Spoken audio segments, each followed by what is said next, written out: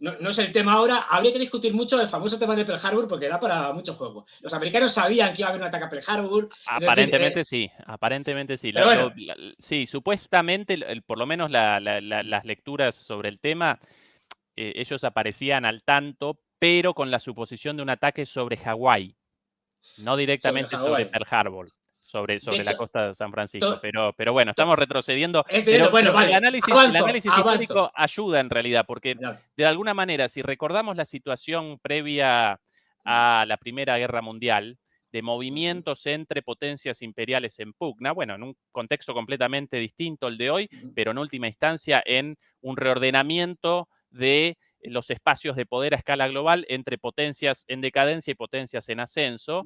Hoy aparecemos en una situación similar, solo que el paraguas nuclear determina que no comience hasta el momento una guerra directa entre las grandes potencias por temor a la autodestrucción.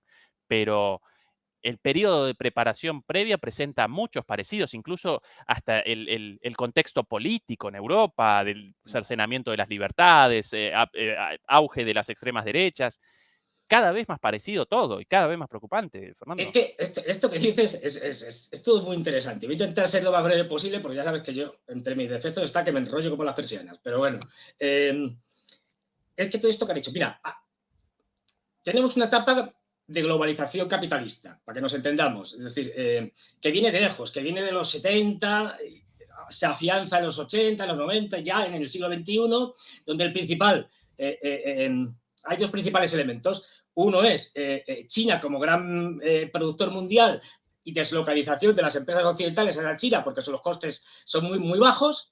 Y a partir de ahí tenemos el inicio de la globalización con cadenas de suministro muy complejas, donde una pieza me la fabrican en China, otra en Japón, otra en África, otra en Europa. Al final lo junto todo y lo ensamblo en China, ¿no? Y luego, por otro lado, un proceso de financiarización. Es decir, dicen, uy, yo gasto esto de producir, esto tiene pocos beneficios. ¿Para qué nos vamos a engañar? ¿Hacer coches o hacer casas? No. Esto vamos a regularizar los mercados de capitales de tal manera que nos vamos inventando una serie de productos derivados y tal, que esto nos va a dar muchísimo dinero. Y a partir de ahí, eso que se llama todo el proceso de financiarización capitalista anglosajón que hemos visto hasta ahora, y en eso estaban, ¿no? Occidente y sobre todo Estados Unidos. Entonces, claro, eso genera un rechazo en élites de otros países, que es lo que estamos viendo en Rusia, en China, en Hungría, por ejemplo, con Víctor Orbán, y en cierta medida también en Trump, que no olvidemos, es un empresario ahí que se presenta a las elecciones en plan outsider por el Partido Republicano. Al principio todo el mundo se ríe, ¡oh, este no va, ¿a qué vendrá aquí? Y tal, se ríe, pero al final sale. ¿Y por qué sale? Porque Trump puede estar loco, pero no es tonto. Es decir, que son dos cosas distintas. De hecho, ya está ahora diciendo que si él hubiera estado de presidente, la guerra de Ucrania no se hubiera producido, porque hubiera hablado directamente con Putin y lo hubieran arreglado. Puede ser verdad o no, pero sabe lo que contar, es decir, lo que tiene que vender. Y el rechazo es que empiezan a cobrar fuerza un nuevo nacionalismo.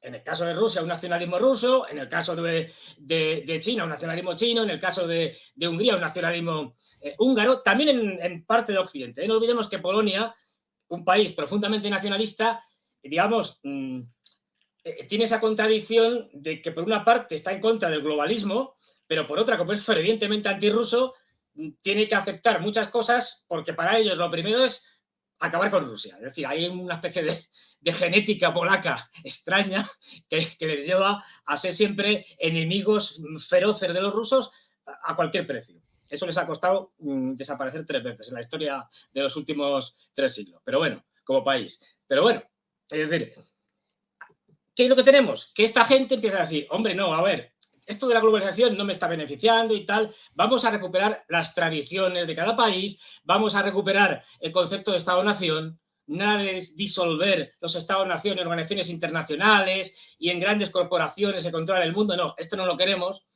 vamos a fomentar un conservadurismo ideológico también, vamos a fomentar cuando hay religiones fuertes, como en el caso de Rusia, pues la Iglesia Ortodoxa rusa. Es decir, vamos a presentar un modelo alternativo desde el punto de vista económico No, esto de la globalización con matices, ¿eh? No, no, no, no. Vamos, en algunas cosas vamos a intentar ser semiautárquicos, en productos estratégicos, ¿no? Por ejemplo, los militares. Yo ya no voy a depender de que me pasen tal producto, tal pieza los norteamericanos o los alemanes, porque entonces luego viene una guerra y me está pasando lo que me está pasando, que no dispongo de esa pieza, ¿no?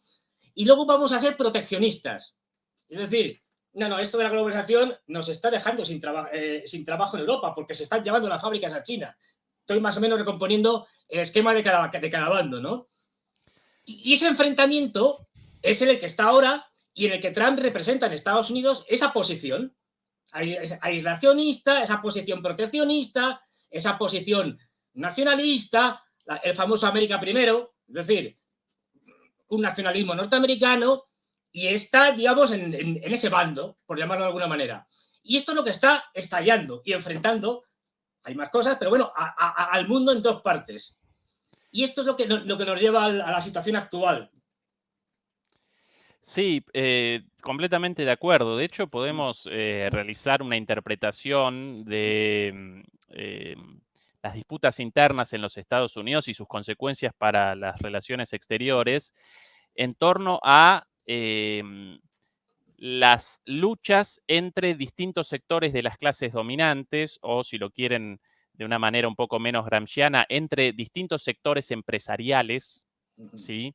Ligados a distintas formas de capitalismo y naturalmente a distintos candidatos. Por un lado, el sector de vanguardia ligado a la globalización neoliberal, financiarizada y posteriormente, Fernando, digitalizada, y ahí ahí aparece la alianza entre Wall Street, por un lado, sí. Silicon Valley y en parte Hollywood, ¿sí? En Hollywood.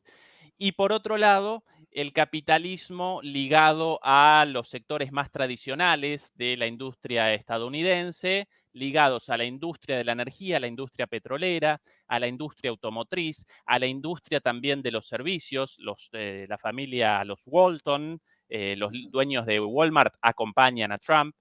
Esa es la disputa. Y claro, para el sector de las clases dominantes ligados a las finanzas y ligados a el desarrollo digital, China parece mucho menos hostil que para los sectores ligados al petróleo, a la industria y al comercio,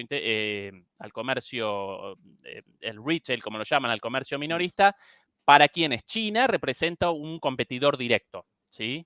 Entonces, también podemos realizar así, estamos realizando un análisis un poco leninista, No, en el nada. sentido de la teoría de Lenin Sí, sí. y de Rosa Luxemburgo, pero bueno, detrás de las guerras aparecen intereses materiales y luchas de clase entre distintos sectores de la sociedad. Recuerden, para la audiencia, los demoledores y las demoledoras, uno como analista no puede rechazar ni abandonar ningún tipo de contribución teórica, independientemente de su posición respecto a ella. Ni a Marx, ni a Lenin, ni a Carl Schmitt, posteriormente un teórico del nazismo, pero brillante en cuanto a su concepción de la política, ni a Maquiavelo, ni Alexis de Tocqueville, por ejemplo, un contrario en muchos casos a la democratización de los Estados Unidos, ¿sí? Así que recuerden esto, que todas estas cuestiones representan herramientas para la comprensión y algunas presentan una actualidad